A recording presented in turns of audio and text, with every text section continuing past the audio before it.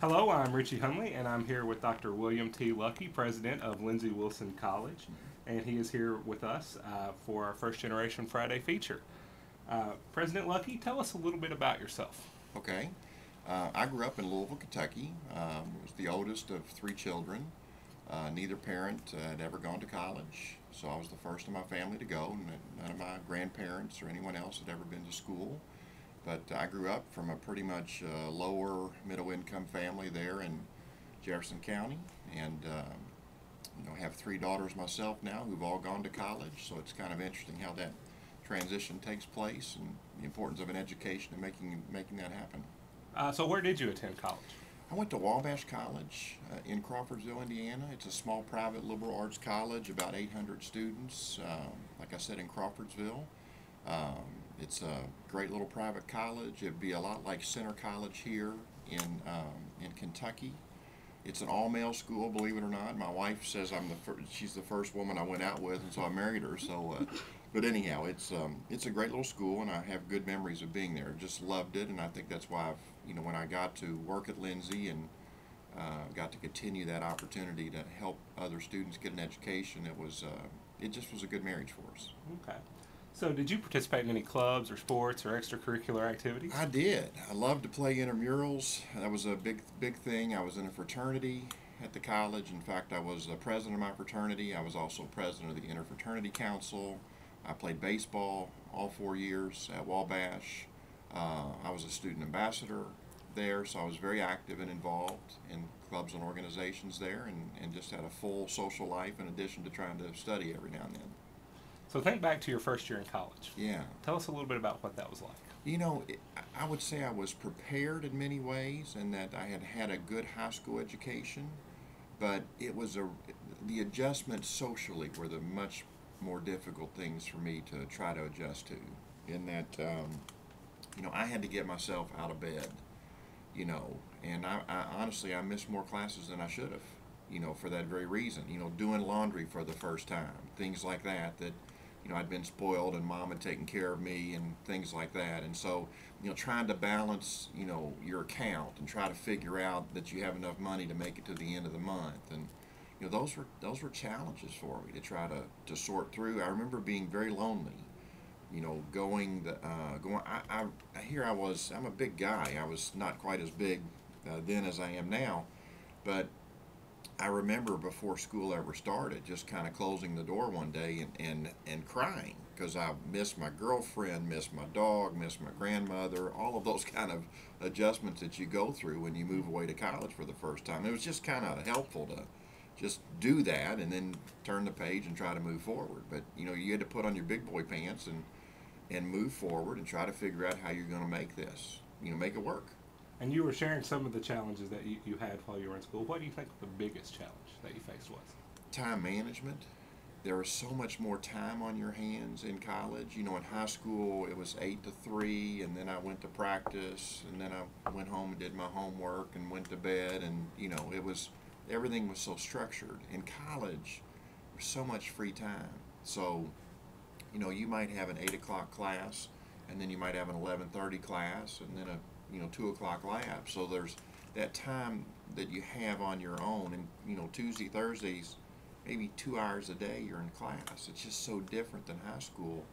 And so you can either just kind of waste that time away playing video games, taking naps, or you can try to figure out a way I need to get ahead, I need to stay up in my classes, I've got this project that's due next Thursday. So you start to work on it. I'm sort of a procrastinator.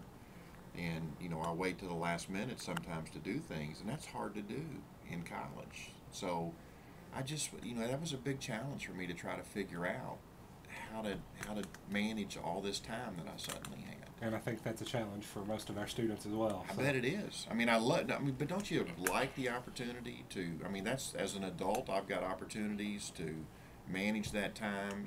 I'm not structured and told what to do. Absolutely. It's much more realistic in terms of what you're going to face in real life. Absolutely. As you move forward. So. You mentioned that you were a first-generation college student. Yeah. What did it mean to you to be the first in your family to go to college? I don't know that I thought anything about it then. It certainly means more to me now. My mother and father, like I said, neither went to college. My dad worked 3 jobs the whole time I was growing up. He was a salesman. You know, he worked at Coca-Cola, he worked at Kroger, he worked at Cozair, you know, just to kind of support the family. My mom was a stay-at-home mom until, you know, my parents eventually got divorced after about 25 years of marriage. And then mom had to go back to work. And she had no education, she had no skills. And so, you know, the only job she could do was she was a housekeeper. You know, in fact, she was a housekeeper at a Jewish hospital. She was a housekeeper at a nursing home. She suddenly had to work at H&R Block on the weekends to try to figure out a way to make ends meet because my youngest sister was still at home. So, you know, when I look back and think about, you know, a mom who was a housekeeper, you know, cleaning up after other people. She worked in the MRSA rooms, the ones that had the most highly infectious diseases. She was in there having to clean up for, you know, $8-9 an hour. That was her life. I mean, that's that, and she did it well into her 70s. So that's a tough life to have to live without an education. And you know, your body breaks down. I mean, it's just not something that you can easily do when you're 55, 60, 65, 70. To drag a mop and a bucket around. It gets really hard. So when I look back at it and think about, you know, where we've come from and how well we've all been able to do, I mean, a lot of it had to do with the sacrifices they made. And I have a lot of pride in that we've been able to change a generation to go from a grandmother who's housekeeper to college president who got his bachelor's, got his master's, got his doctorate. And then I have 3 daughters, all are college graduates. The oldest went to Princeton, New Jersey, arguably one of the best colleges or universities in the country. The middle one went to Center College, youngest one Transylvania. All had great educations. And they're just, their grandmother was a housekeeper. So an education, I believe, is powerful. It's the only thing I know that can change a generation as quickly as it can. There's nothing else as powerful as an education to change your grandchildren's future and your children's future as you move forward. And it sounds like that your parents were very supportive of you going on to get your education. They were. You know, in fact, they sacrificed. They invested everything they could. You know, my father was he was an assistant manager at Kroger. He could never become the manager because he didn't have a college degree. So he would train these kids, 22 years old, fresh out of college. They would be the people that would become the managers. He had all the experience, but because he was not college educated, he had a ceiling. He could never go further. So he would be training these kids with no experience to become managers. They'd get their own stores. He could never do that. And so he was determined that we were not going to have that roadblock, that ceiling that would hit us as we move forward. So from the time I was, you know, knee-high to a grasshopper, it was not, are you going to go to college? Which college are you going to go to? I mean, it was an absolute definite, we were going to go to college. And they pushed us very, very hard, you know, through high school and to be successful. My 2 sisters both got college degrees.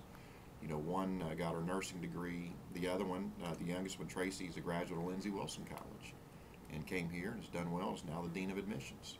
So it's been great. So obviously you furthered your education past the bachelor's level. Oh, absolutely. So what made you decide that you wanted to do that? Okay, that's a good question. I was, you know, I think that, you know, we're trying to get so many of our students to finish college, but, you know, that's really a narrow vision of the future because it's currency, and education is currency that somebody can't take away from you. So I'd been at Lindsey about 3 years when I kind of felt like I was in a dead-end job with no future, and that I was an admissions counselor traveling around, and I didn't see opportunities for promotion, and I knew that whatever I needed to do with my life, I would need more education. And so I started to look around and think, you know, Elise and I started to have kids, and suddenly it's like I'm out there telling everybody else they need to get an education. I was recruiting, traveling, burning up the roads, trying to help young people get an education.